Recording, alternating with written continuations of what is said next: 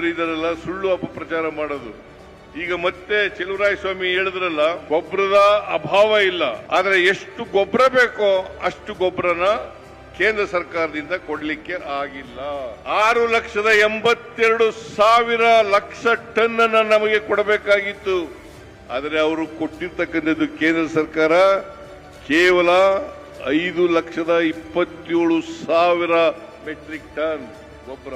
ನಾನು ಪತ್ರ ಬರೆದಿದ್ದೀನಿ ರೈತರಿಗೆ. ಈ ಸಾರಿ ಮುಂಗಾರು ಮಳೆ ಮೊದಲೇ ಬಿದ್ದ್ಬಿಟ್ಟಿದೆ, ಜಾಸ್ತಿ ಬಿತ್ತನೆ ಮಾಡಿದ್ದಾರೆ ರೈತರು, ಗೊಬ್ಬರ ಬೇಕಾಗ್ತದೆ, ಸರಬರಾಜು ಮಾಡಿ ಅಂತೇಳಿ ಅವರು ಪತ್ರ ಬರೆದಿದ್ದಾರೆ, ನಾನು ಪತ್ರ ಬರೆದಿದ್ದೀನಿ.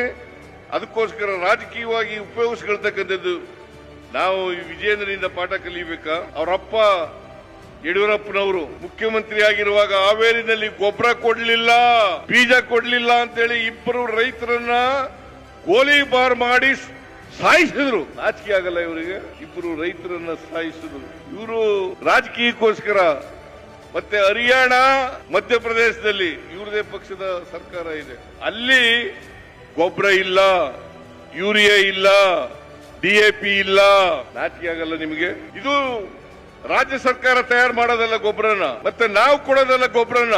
ಕೇಂದ್ರ ಸರ್ಕಾರದಿಂದ ಕೊಟ್ರೆ ನಾವು ಕೊಡ್ತೀವಿ, ನಮ್ದು ಸರಬರಾಜು ಮಾಡೋದು ಅಷ್ಟೇನೆ. ಗೊಬ್ಬರ ತಯಾರು ಮಾಡೋರು, ಗೊಬ್ಬರ ಕೊಡೋರು ಕೇಂದ್ರ ಸರ್ಕಾರದವರು. ಅಷ್ಟು ಗೊತ್ತಾಗಲ್ಲ ಅವ್ರಿಗೆ.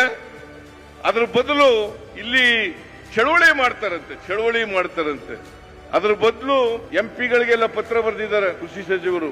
MP-ಗಳು ವಿಜಯೇಂದ್ರ ಅವರು, ಅಶೋಕ್ ಅವರು, ನಾರಾಯಣ ಸ್ವಾಮಿ ಅವರು, ಅವರೆಲ್ಲರೂ ಹೋಗ್ಲಿ, ನಡ್ಡಾ ಅವ್ರ ಹತ್ರ ಕೂತ್ಕೊಂಡು ಗೊಬ್ಬರ ಕೊಡಿಸ್ತಕ್ಕಂಥ ಕೆಲಸವನ್ನ ಮಾಡ್ಲಿ.